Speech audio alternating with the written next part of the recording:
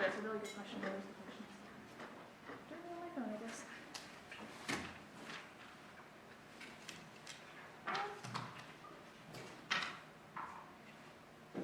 Tech, I think we should probably start. Okay. Thank you.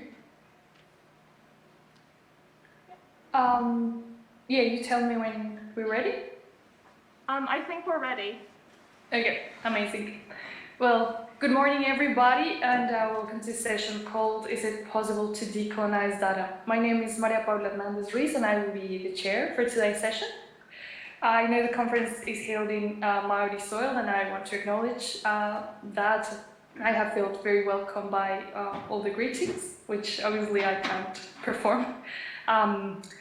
But I also want to acknowledge that I live and work in from the stolen lands of the Gunai people in Australia, from the Kulin Nation, and I want to acknowledge that sovereignty has never been ceded. And I also extend my welcome and respect to all Indigenous people who are joining us today, and more so when we're going to talk about decolonization. I want to say a little of where I'm from and where this conference came about, this panel. So I am a Colombian migrant in Australian soil, and I have become interested in the problem of data production and development in the relationship between Australia and the Pacific Islands. This problem has also invited a reflection about how Colombian Latin American development is also mediated by data processes initiated in the global north, particularly the US and Europe. And they do not necessarily adjust with what is important for people, but for development organizations. So today's session will be divided among the four presenters you see on screen. And I'm proud to say that all of us, we're joining from the Global South in a way. Each one of us will have 12 minutes to speak, and after the four presentations, there will be a Q&A session. And with the participants of the panel, we will try to attempt to build bridges and points of connection between our different case studies. And then there will be an open Q&A for people in the session, those joining us online or in the room. So I would like to invite Ramona Budusing to start first. Maybe I would invite as well all of the speakers to say a little bit about where they're coming from for this talk, and thank you very much.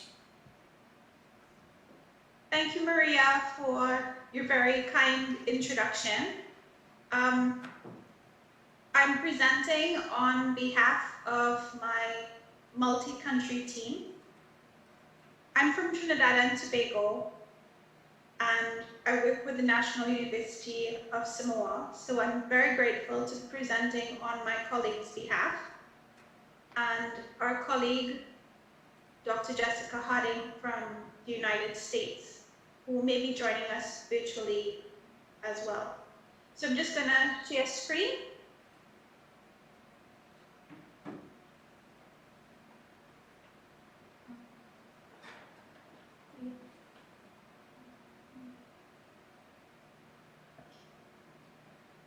So as you can see on the screen, these are all of the members of our team who are wonderful, hardworking researchers, and we are very interested in this topic based on the combination of experiences we've had through our emerging research career. And we wanted to talk to the audience today about our takeaways in terms of the benefits and the impact of using traditional research methodology in the work that we're doing, and also aspects of capacity strengthening and research collaboration that seek to address some of the hierarchical imbalances that we see and we've experienced in our previous work.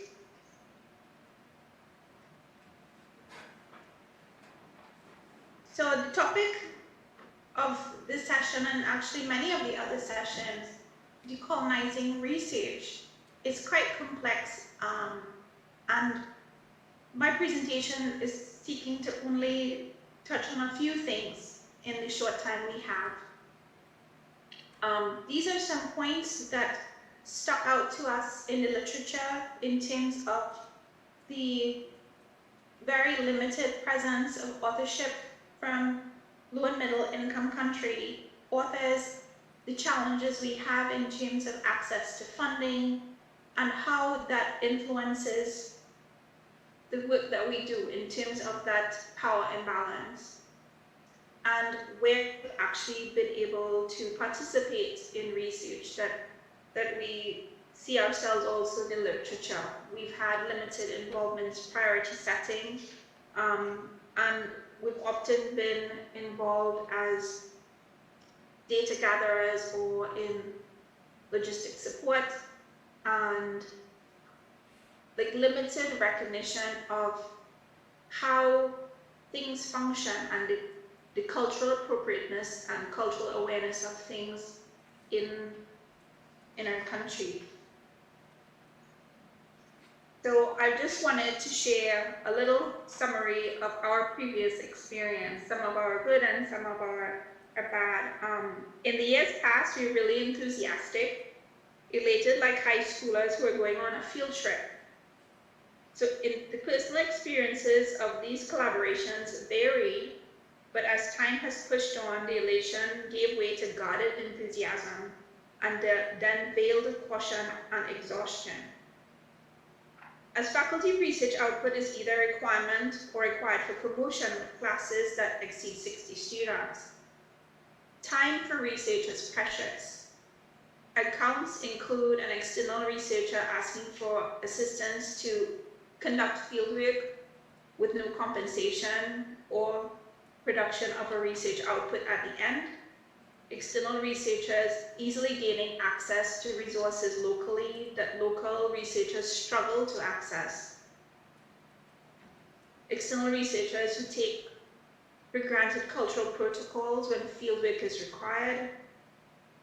We live here. These are the relationships we rely on to function and respect the people who call Samoa home. So now we exercise caution, open, frank discussion of our expectations, and select who we wish to collaborate with. Perhaps it is a survival mechanism. Research that takes but gives little to nothing can lead to reticence or refusal in communities to participate in future research. So based on our combined experiences in Samoa, our willingness to work with our USA colleague was based on her transparency, willingness to have frank conversations of mutually beneficial working relationships, her prior research experience in Samoa, her welcoming our involvement in discussion on developing interview questions and approaches to fieldwork, involvement in analysis and writing of articles, and positive feedback from other colleagues who had worked with her in the past. We learned to approach research collaboration much differently than we had done previously. So most of our meetings thus far have been via Zoom due to travel restrictions and also the increased cost of travel. Recently, we've been able to have some face-to-face meetings with our USA colleague traveling to Samoa.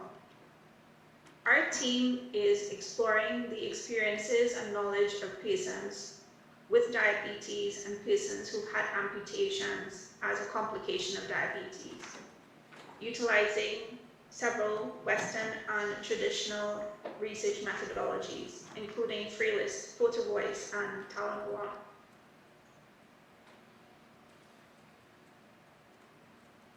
So these are some of our takeaways of what has worked for us as a team, looking at the approach of not just research capacity building, but research strengthening, which recognizes the inherent knowledge and experience and value that Samoan colleagues bring. We have an approach approach to our working relationship that includes not only trust and respect, but also reliance, where we seek to have discussions on what is mutually beneficial to everybody who is involved, and having all of us as team members on equal footing from the get-go, from the start.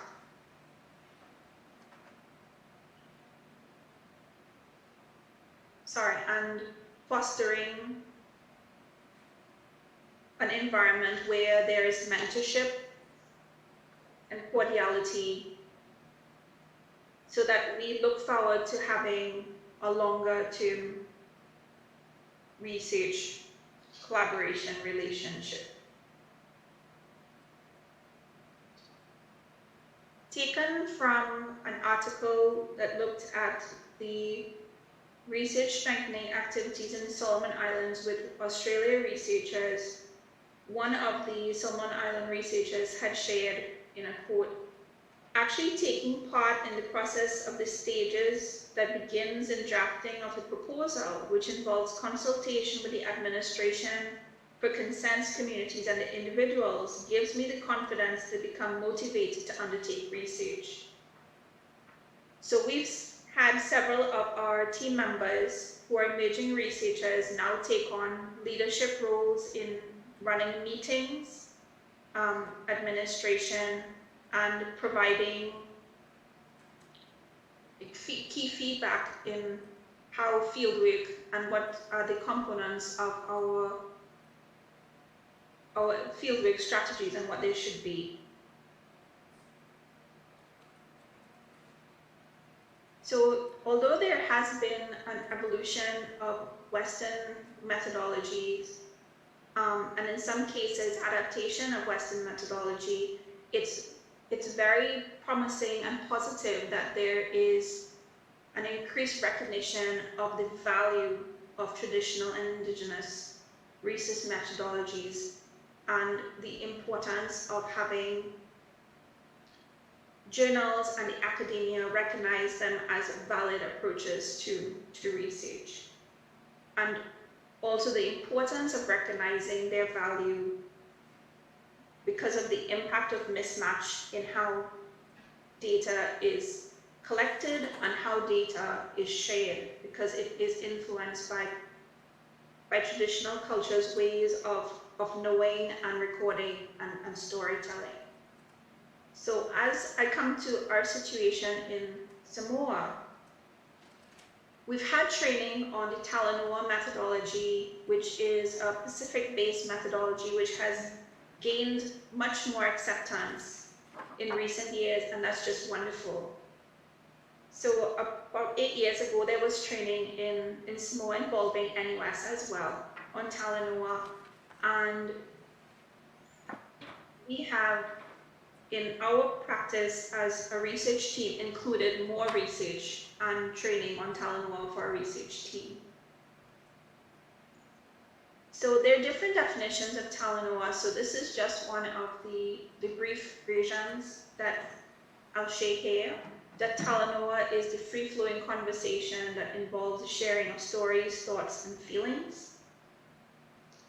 And there are attributes to Talanoa that align with and represent Pacific people, and I'm an outsider of my group, not being from the Pacific, but these are attributes that my colleagues share as representative of Talanoa.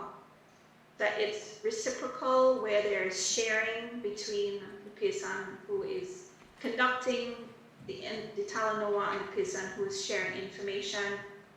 There is a great recognition of the social space and the relationship between the person who's doing Talanoa and who is providing information. For example, if the person running the Talanoa is of a lower status than the person participating, if they're a pastor or a Matai, and how do you approach that situation respectfully? And it embraces cultural protocol.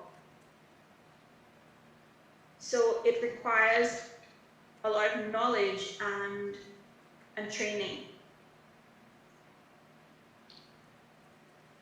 So we've had training done with our Samoan colleagues with an experienced trainer based in Australia. Sorry. Sorry, do you want to? Okay, go really fast through this slide. Okay. Okay, so our group had training, 3 sessions, 2 hours each. At the end, we asked them some questions about their perceptions about Talanoa versus Western methodologies they've used in the past. Talanoa versus structured, that it facilitates free open discussion, makes participants more comfortable. Although it's more time intensive, the information is richer. And it's more appropriate for the Samoan context because it allows for the Samoan method of storytelling and provides a space for persons to share their experiences and feelings in greater depth, and recognizes the need for varied communication for persons of different background and status, and that it improves the quality of the information that we gather compared to normal semi-structured interviews. And these are just our very big thoughts. You need to build healthy relationships, recognize the value of traditional research methodologies, and you need guidelines and you need training, and it needs to be recognized by the academia, not as something that's on the side, but actually something that is mainstream. And you need to involve Indigenous researchers from the beginning, not in the middle or towards the end, and recognize that they are experts as well, so that it's not supposed to be a one-way transference of knowledge, but a mutual sharing. Okay, thank you. Thank you so much for your amazing presentation, Ramona. We will skip the questions for the end, if that's okay? Yes. Great. Maria, do you want to go ahead? Yes. Thank you. I'm going to share screen as well.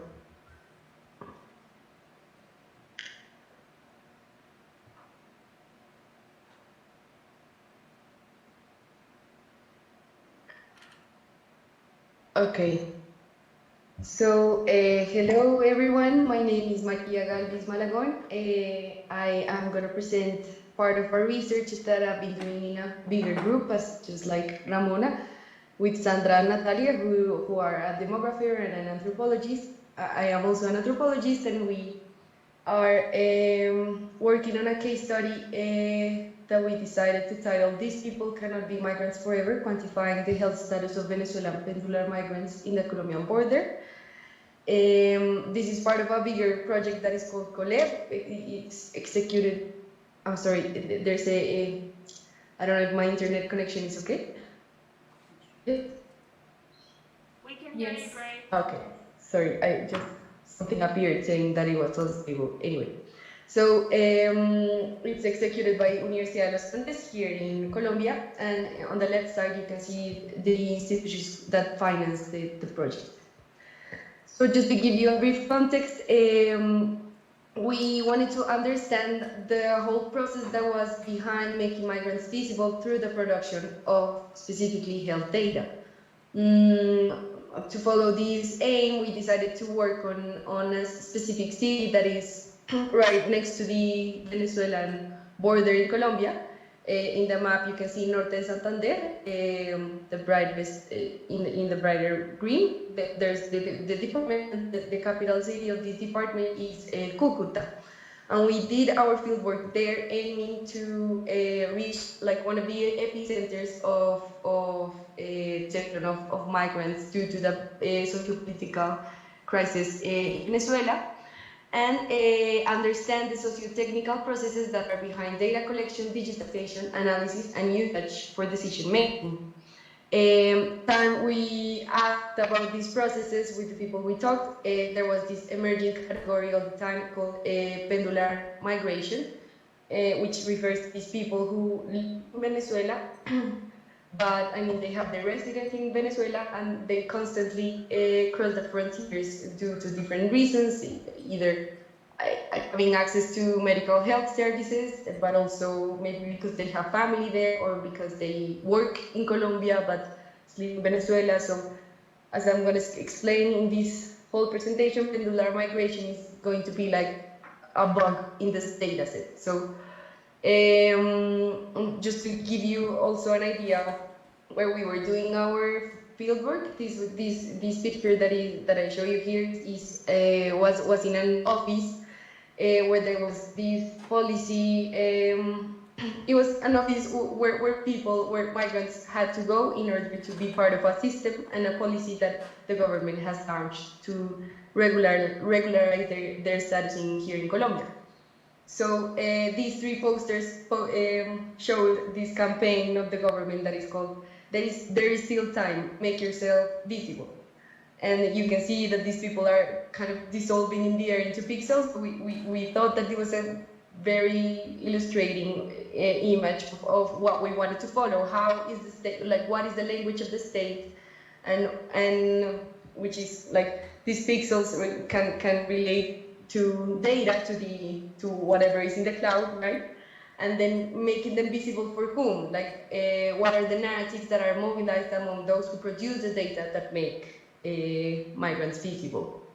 So throughout the presentation, I argued that pendular migrants inhabit a territory that is not quantifiable nor visible by the nation-state logic that sustains health metrics. So the methods that we used for this research was a 5-day visit in Cucuta. It was like a short ethnographic visit. It was all qualitative fieldwork, but the main source of information were the semi-structured interviews that we conducted to 14 participants, which included people who managed and worked on the production of health data. So we visited healthcare entities like the one that I showed you in the picture, where it was a cooperation health services, health services offered by cooperation entities, and also public health governing institutions that were in this whole process of managing data and making decisions based on that data. All the interviews and the field notes that we took every day were categorized using MVWeb software, and they were based on a thematic analysis. Maybe I can explain that later. So just to pass to our results, a common narrative that people use to refer to data on migrants was the association between pendular migration and false information. So this was very interesting because when we asked about data quality and what were the main problems with data, it always came to the fact that, or to the idea that pendular migrants give, for instance, false addresses. Like you go visit whatever address they put in they registered and it's not there, or maybe they give Venezuelan locations. So these like ended up being a surveillance, epidemiological surveillance problem for the state. And also another interesting thing that came up with this false information that was registered on data where this, like there were pendular migrants, they do not really belong to Colombian territory, like the pendularity shows that they are not really a part of whatever the healthcare institutions are able to give to these citizens. So their sicknesses and their diseases are registered as part of Colombian indicators, health indicators and metrics, but they are not really reflecting like the health situation of Colombian population. So it also created like these problems with data. And basically it's because also sometimes, for instance, maybe I can give an example later because it takes a long time. So another result was this big narrative around stabilizing the migrant crisis, right? So this is like the new phase of the government attending the migrant crisis, because it's been, for those who don't know, it's been longer. I mean, I think it's like a decade of migration. I mean, more horribly in the last 5 years, but it has been a long-term problem. And this stabilizing phase hopes to integrate the irregular population into some of the Colombian systems, for instance, the healthcare system. So currently, if people have an irregular status in Colombia, they can only have access to the urgency network of healthcare services, so only medical urgencies are attended, but if you have another type of diseases, it's going to take longer for the state to give you that possibility. So with the TPS policy, they're hoping to enroll migrants in the healthcare system just like any other Colombian citizen. However, they are expecting for migrants to settle in Colombia. So this idea of stabilizing the crisis is also like based on the fact that if they want to be registered as Colombian citizens, then they must prove that they're staying in Colombia every 4 months. So they have to show, for instance, a pay rent. So like the payments that they're doing to stay here in Colombia, etc. So it's it's a policy that is not responding to this vernacular category of pendular migration. But this all relies to this big question, and it's like who pays for the medical services of a population that lives in a territory that is not recognized by any state because it's pendular. It's again like a binational territory. So this is just a part of one of our interviews. She said that with the TPS, people were making a big mistake because you are giving residency to 500 people. But in fact, if 500 of them came today to register, I am sure that 300 live in Ureña and San Antonio, and maybe in San Cristobal, which are Venezuelan municipalities. So, conclude, just to give some of the thoughts that we've been wondering in this project, because it's still a working paper, so any comments will be well received. So, although pendular migrants appear all the time in the vernacular discourse of the people we interviewed, the binational territory inhabited by pendular migrants is read as useless information within data. It is not only useless, but possibly hurting. Becomes like a territoriality that is left uncounted. And this stresses the argument of Binka and Adams about how health metrics are based on the logic of nation state, although health metrics are supposed to, the global health narrative is precisely that there should, sicknesses should not be treated just within nation state limits, because, sicknesses travel throughout the nation state borders. However, this logic is on the nation state logic is underpinning the fact that two governments can close because this is also important, although pendular migrants are like a normal situation in the frontier, the Colombian and Venezuelan governments have been closing and opening the frontier. This year they just opened it with a new Colombian government, but when we did our field work, the frontier was closed. And this didn't really matter, in terms of the pendular migration, it still happened. But this is the fact that allows them to close a whole frontier, and also that impedes them to recognize the territorial notion of someone who's not settling in Colombia.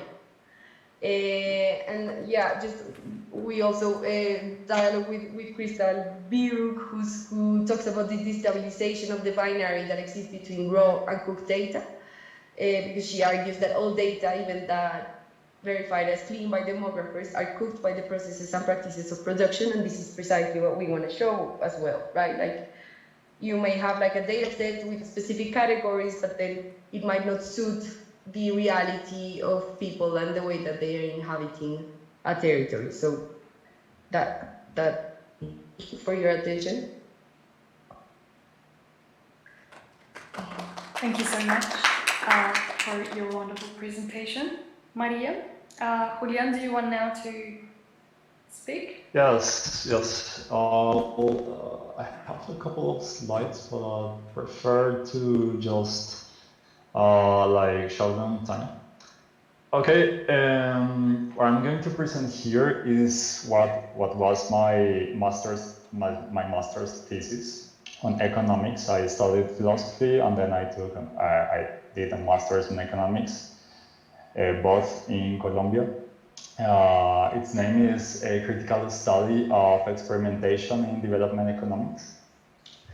And it addresses what I consider the trendiest methodology in development economics. That is RCTs, randomized controlled trials. It is experiments. And more precisely, about their rights. I ask about why are they on the rights? So let's start by stating the importance of RCTs in current research that could hardly be underestimated. I mean, 3 recent Nobel laureates and the magnitude of the studies using this methodology support that fact. The fact that they have become the gold standard in current research in development economics. Now, how and why we have reached this situation? And what are its implications for the development world? That was the subject of my thesis. It must be said that I was interested in that set of questions because I do not believe in the most obvious possible answer to that question. That is RCTs. I do not believe that RCTs have risen to the top because of their mere methodological superiority. I believe that their methodology has enough holes to not consider it a gold standard on that simple basis.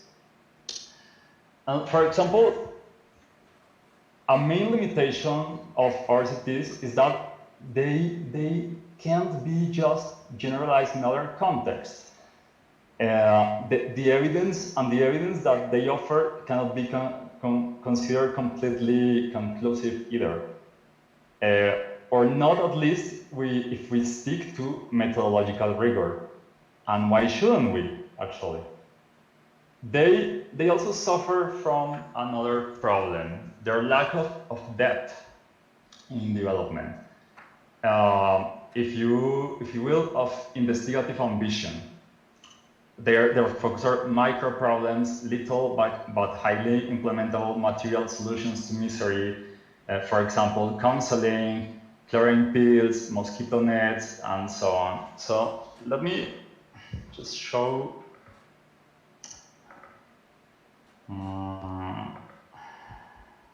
Wait a second.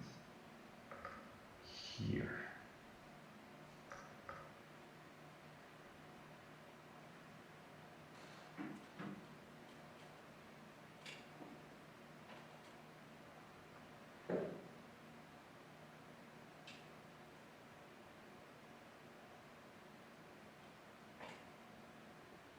Julian, you muted. You're muted.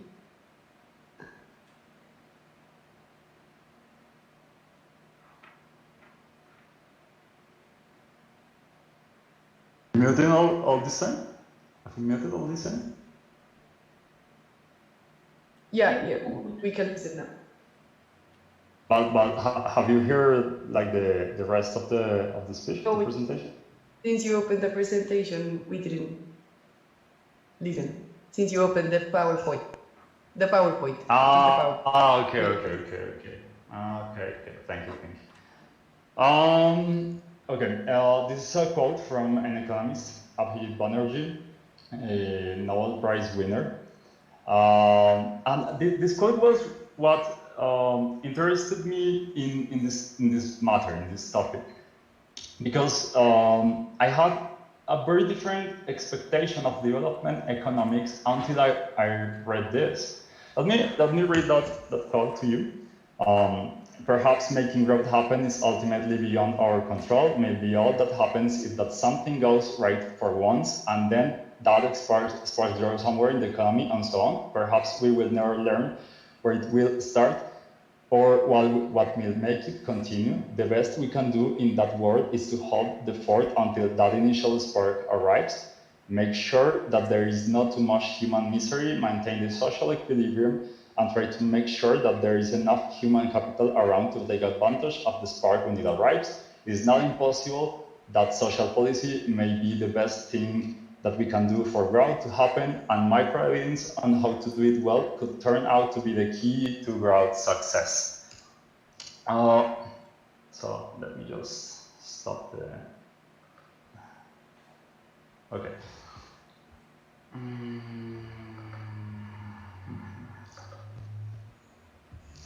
So that quote for me represented a very different image of what I thought and what it was development economics.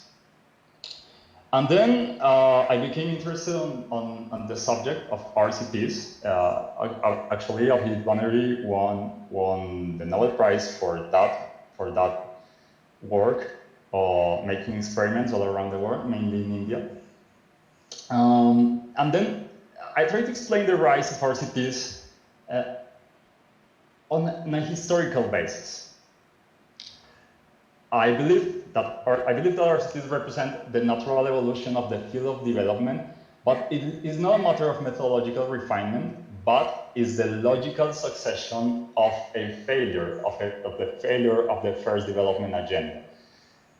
The agenda of the first era of development is probably what has been most associated with the term development, at least in political discourse.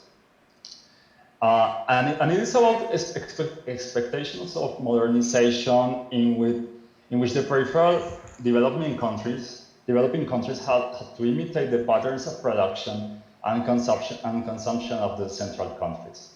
The preferred mechanism for that was conditional foreign aid, and the underlying political objective was the fight against communism.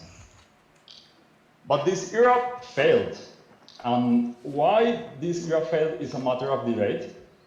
Probably it implied volumes of foreign aid coming from the core countries, mainly the US, that were not sustainable in most cases.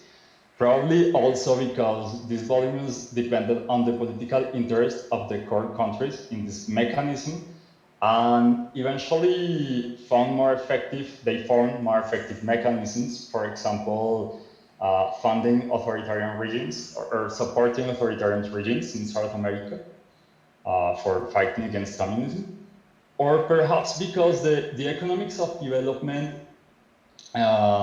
that was based on mere flows of foreign aid did not take into account and could not do so due to its political goals, the way in which a country is linked to the circuit of foreign trade and the flow of capital, because to take that into account would have transformed them in an excessively radical way, something that does not make sense if the political motivation of development, so its fight against communism, if that is taken into account.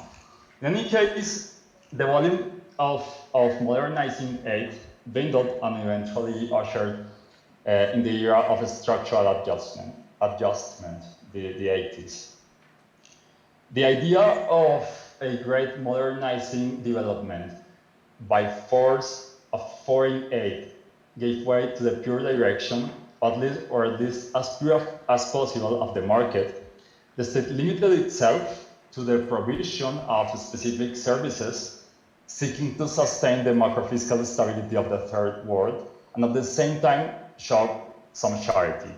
This limitation of state activity is the fertile ground in which RCTs grow, since they are the answer to the paradox of how to advance in the field of development without advancing in the field of development, at least with the old-fashioned goals. What was a supplementary element of development, it was the charitable side of the structural adjustment, became the only element when market-based development delivered disappointing, if not disastrous, results, for example, in the former socialist countries. In addition to dangerous financial disturbances. From here, it follows the rise of RCTs, being an attempt to keep the idea of development alive despite constant failures, setbacks, and ill will of the central state. Now, a central concern in the problem of development must be, I believe, why development seems to be so persistent, why faith in some form of development has not been abandoned. And I think the latter is related to the socio-political role, at least partially, that development plays in maintaining a cohesive society and a reasonably functional government, in the same way that, for example, counterinsurgency warfare presupposes development programs to be successful. Now, for our cities, this represents an obviously extra scientific motivation and a set of restrictions on the scientific study of development that go beyond the ideal scenario of a science. How scientific is a research program that, for example, that focuses the attention, that as long as its focus of attention and means of approach cannot be modified due to practical and budgetary limitations imposed by a fundamental political agenda? That is a main concern of my thesis. To me, this seems to violate at least one interpretation of the principle of falsifiability, and that is the traditional mark of scientific inquiry. Now, to summarize, like the structure, let me just present another slide.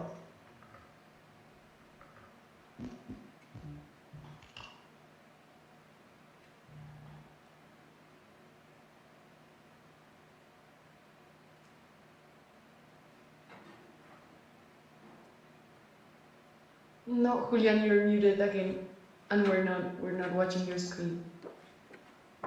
Okay, now we're seeing it, but you're still muted.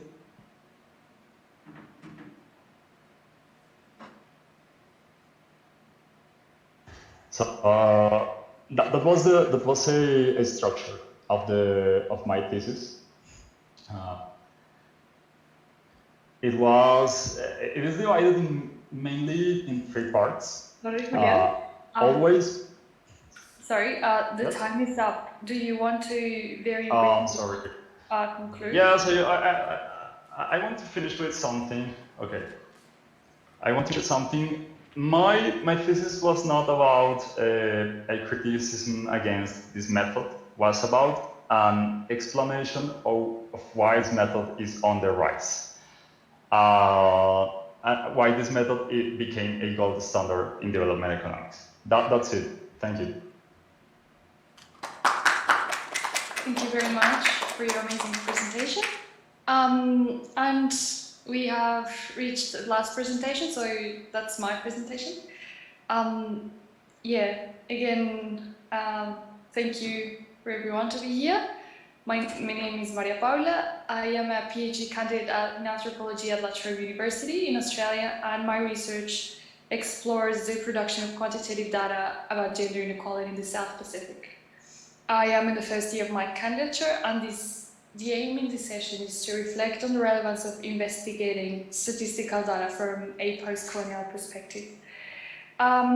So yeah, development is a data-intensive discipline, and the intensity of data requirements has varied according to the times in which specific disciplines were seeing the history of development as more accurate to reach specific development goals.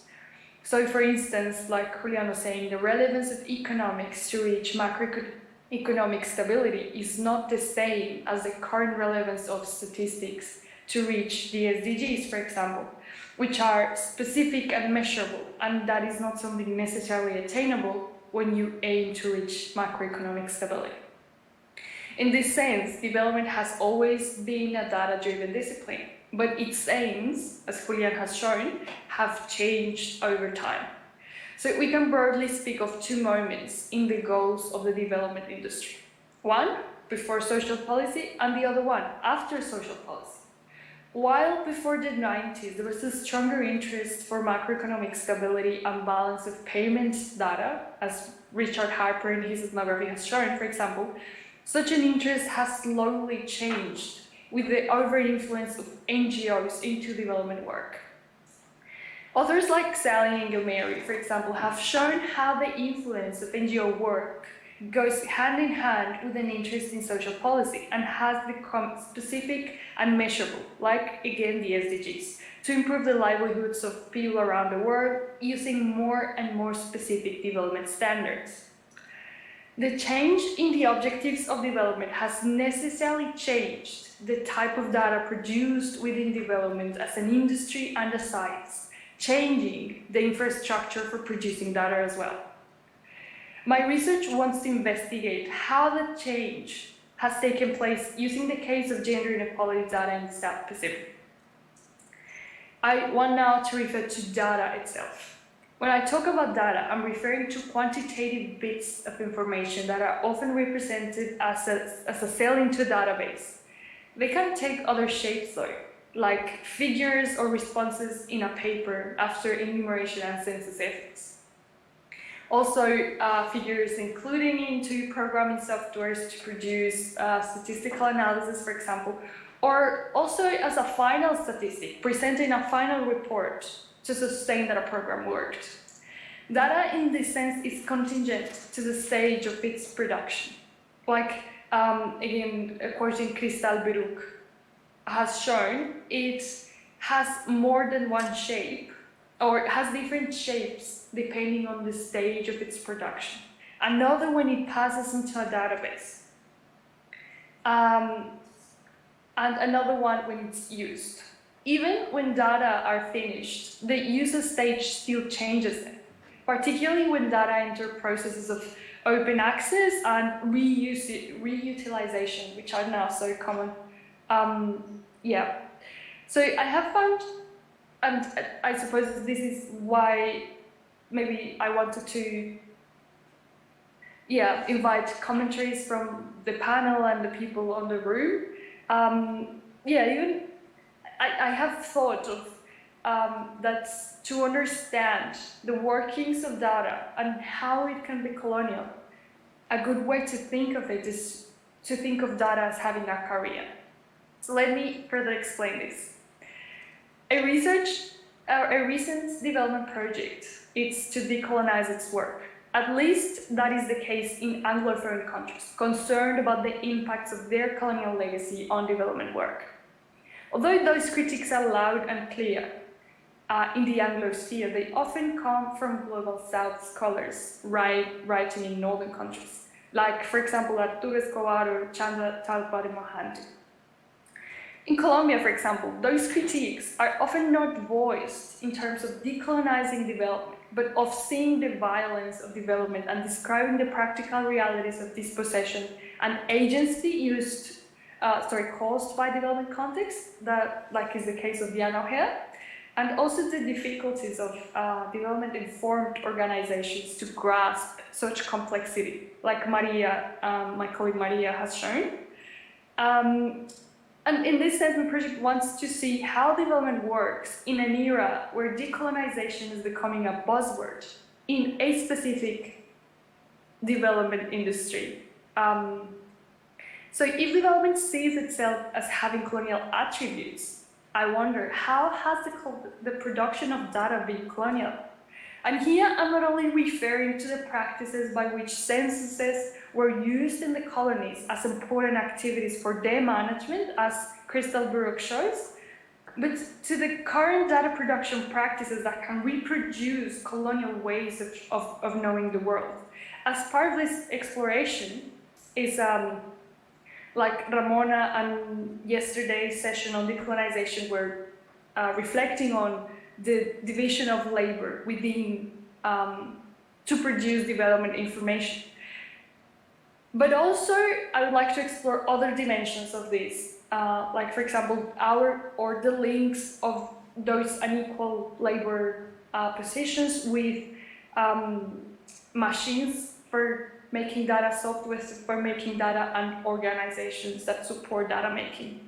So they don't happen in a vacuum.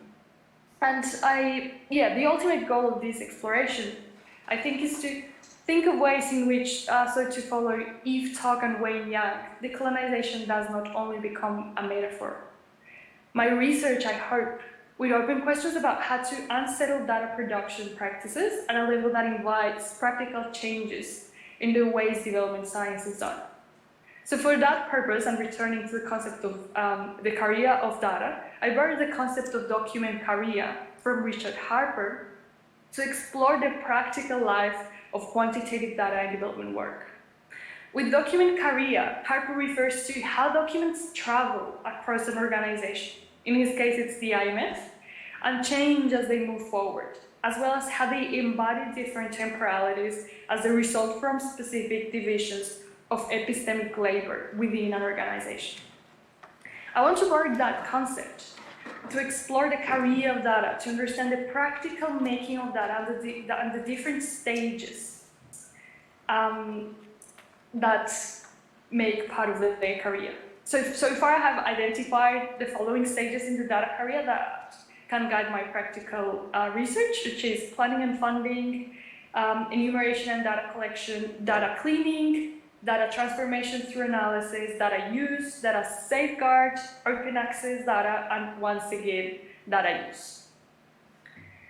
So that career doesn't, or thinking of that as having a career, does not aim to be necessarily a linear exploration, but it is a practical way, I think, of understanding the processes data undergo, as well as the links between those and the colonial, racial, and gender tensions, as well as the division of human and machine labor that traverses all those stages.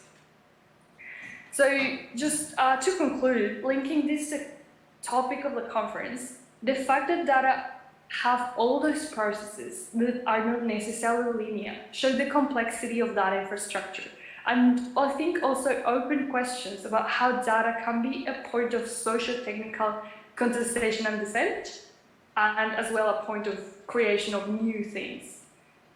And that infrastructure reflects the travel of scientific work in development.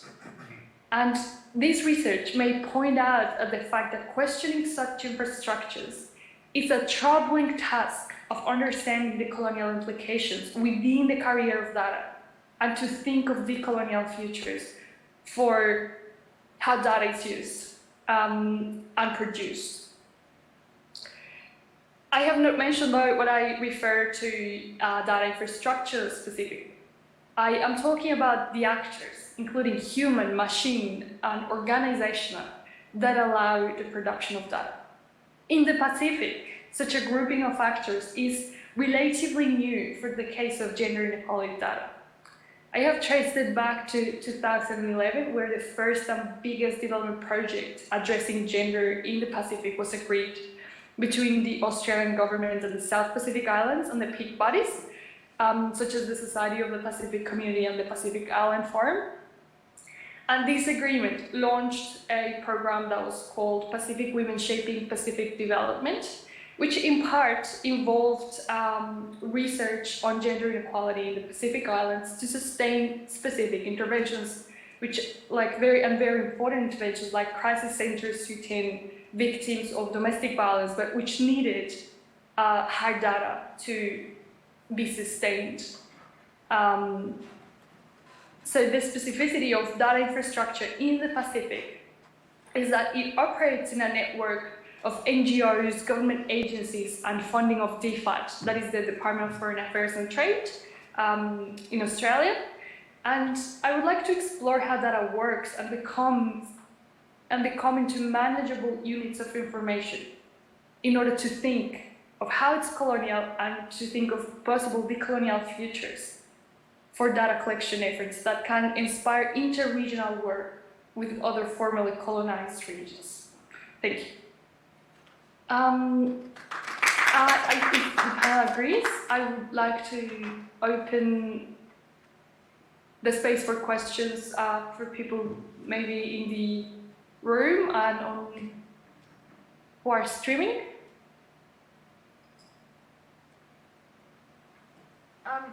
So we do not have a roving Well, I microphone. have a question actually. Oh. There you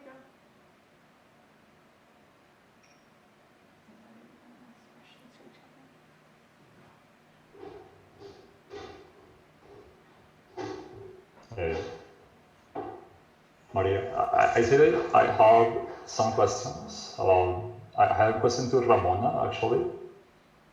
As though she was talking about like a traditional method of research. It was called Talanoa, and but I don't understand what is the difference between this Talanoa method and like a common ethnography. I mean, ethnography is such a qualitative method, very widespread in anthropology, and I don't understand the difference between Talanoa and ethnography. So Talanoa usually is accompanied with another concept, the 3 parts. Talos, in some terms, it's like to talk about Noah, like nothing much, and in Ba, in respect of that relational space. So in Pacific countries, and I only draw a reference particularly to Samoa because that's where we do most of our work, that you need to approach the community with great respect and great, I would say, also great caution in how you frame things, that you need to be a lot more respectful in terms of how information is shared, so that a lot of times a Talanoa discussion may seem very circular and take a very long time to get to a point. So you may sometimes have to allow for the person through their storytelling for something to emerge. So there's a lot less formalization in it. So it's not as rigid as the other interview strategies that we would have used in the past. And also, we have different forms of the Samoan language that have to be used depending on person's different rank and different role and your relation to that person, and also where this discussion actually takes place. So that if you're with someone who is a Matai, you may have to, and you are of a different rank, you have to use a different form of the Samoan language. If it's taking place in a church, you have to abide by the cultural protocols as well. And it's not saying that in all cases Talanoa works effectively. For example, if someone is interviewing younger people, that they have to be really careful with that, because hierarchically in Samoa, younger persons are generally more quiet. They're taught to be quiet, seen and not heard. And most people who do Talanoa are Samoan people with Samoan people. So I'm not sure if it answers your question, but these are the attributes of it.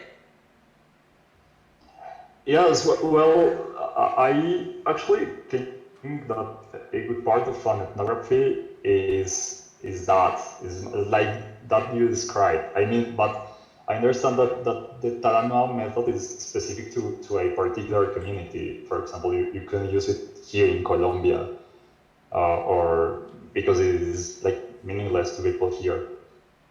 But yes, that was my question.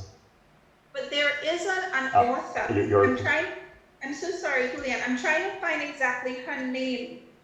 She wrote a really interesting piece about Brian in 2011. Could I send you that journal article where she interrogated evolution of different types of qualitative research strategies, and how they may actually have some parallels with traditional research methods. Is your email on the contact list? Or you can send it in the chat and I will send it to you. Yes, yes. Let me just.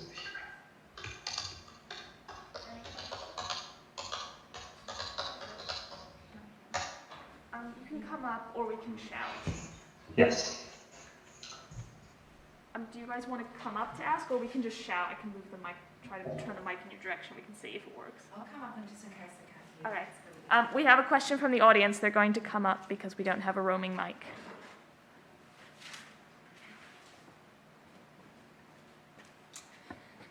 Kia ora.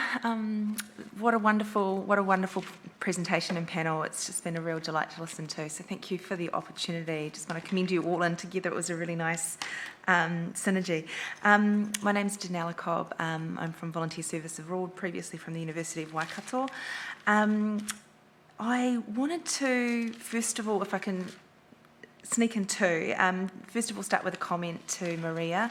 I just wanted to congratulate you on a really exciting journey that you are on, because I think this is a really important thing to explore, and I love the way that you're considering the agency of data, and this idea that data has the capability and the ability to instruct, command and demand how human actors respond, and often that we think of data or documents as kind of non-human in the sense, and they have no ability to be agents of change. But I really love that you've hit the nail on the head there and considered around how data can actually very much be an agent of change. And so I really look forward to hearing, I just wanted to say and commend you for that, really look forward to seeing and hearing about where your research will take you, and the findings of that in some future years to come. So I look forward to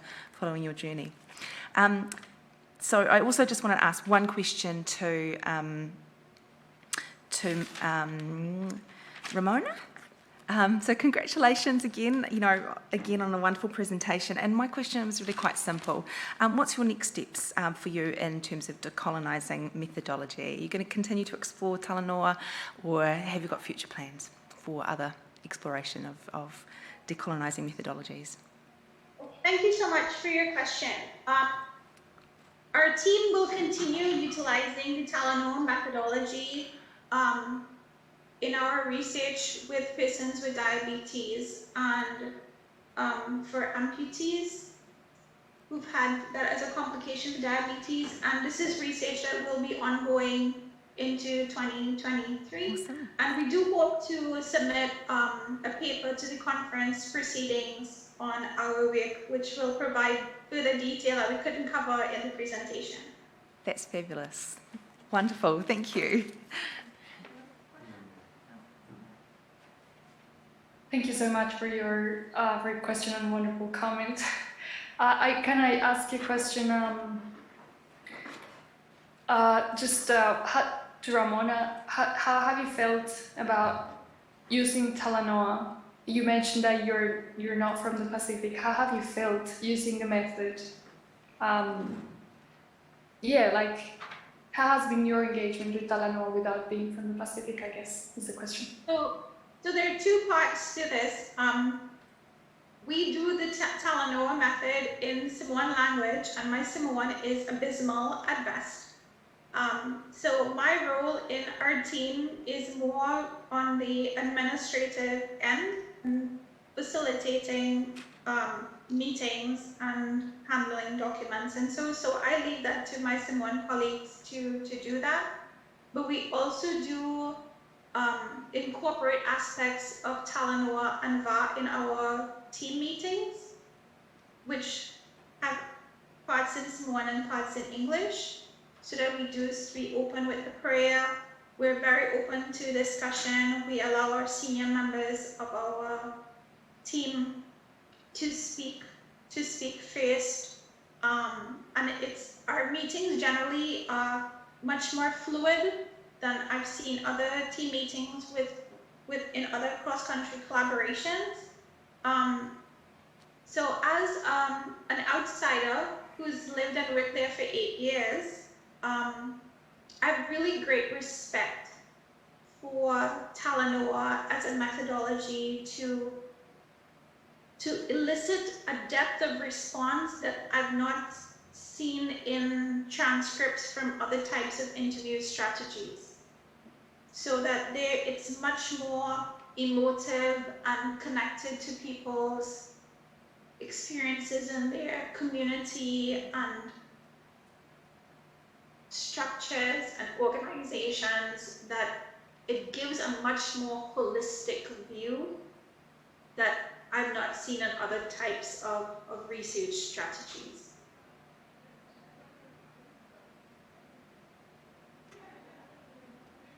Thank you. Just wondering if there are any more questions from the audience in the room? I will ask a question to everybody. I'm just wondering how you feel decolonizing data. What are the tensions of doing that within a world that is majority colonizer, done in a colonizer language, whether that is English or Spanish or other languages? And that's just to everybody. Wants to start?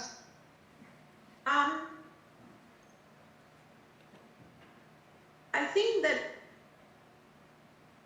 there needs to be much more open discussion, and it needs to be led by countries and researchers based in the global south that really speak to a lot of these structural barriers, and for not only just in academia to give validity, but for journals to begin to recognize the value of having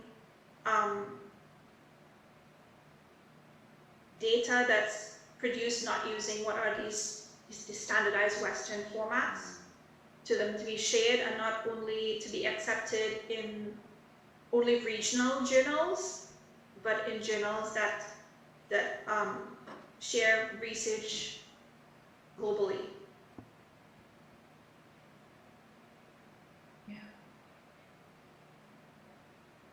Maria? Okay, Maria. Maria. Yes, sorry.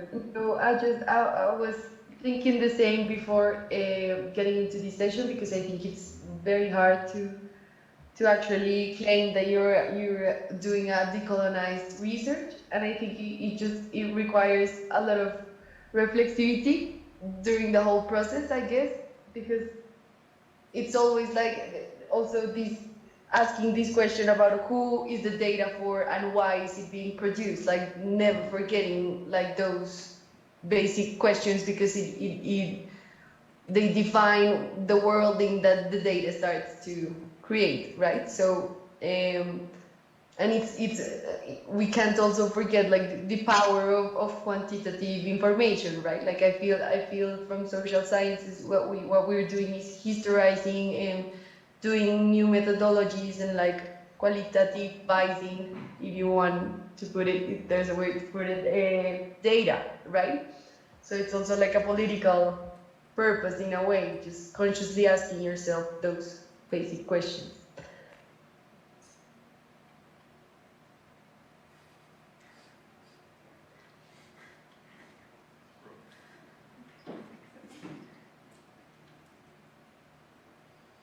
Yeah, Ramon is also adding that also making data more accessible and available. Do you want to say something to that, Julian?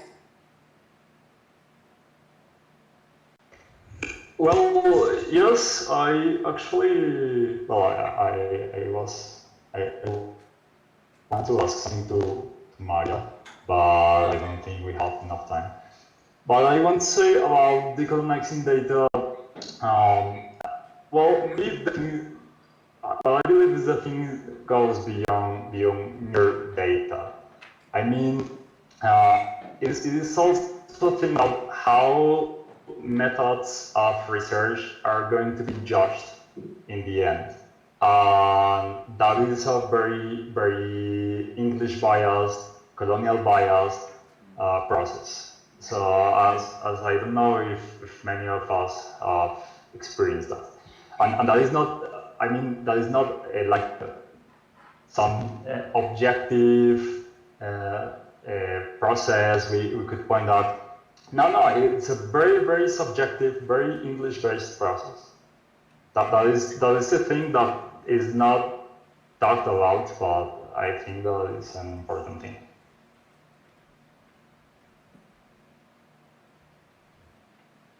Yeah, well, I think that's a great question. Like, really, I think it goes right to the heart of this problem.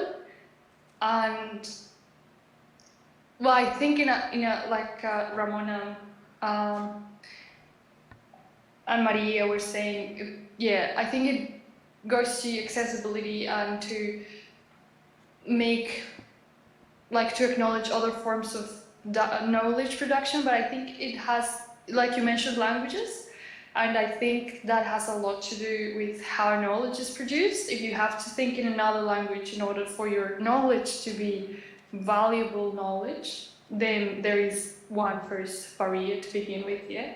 So I think, like, at a practical level, AI, for example, and translation, like translation facilities nowadays are a way in which that could be addressed. Like, for example, and not only to receive, you're right, because Spanish is also a colonial language, and so we could think even of people writing in indigenous languages and using the technology available in AI, for example, to, you know, to make that accessible to everyone. But that the primary language is indigenous, because if you think in your own language, then like, language structures have also implicated forms of thinking. So so yeah, I was wondering, like, yeah, maybe it's even possible to think of thinking information in indigenous languages across the world, and yeah, using the technology available to to make it accessible for everyone. But yeah, I don't know. It's a great question. Thank you very much, everyone. I don't see any more questions, and we're right on the hour. So, Maria Paula, if you'd like to say anything to close us off. Well, I would like to thank everyone again. I think this has been a very fruitful space to talk about decolonizing data. I think there is a lot of work to do. And yeah, thank you.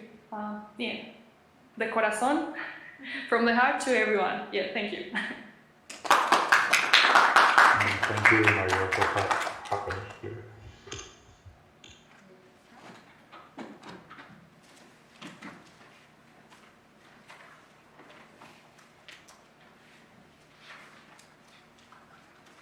Are they ended? It's still there, but it's even. Okay. All right. I think it'll be fine to. They're all gone now.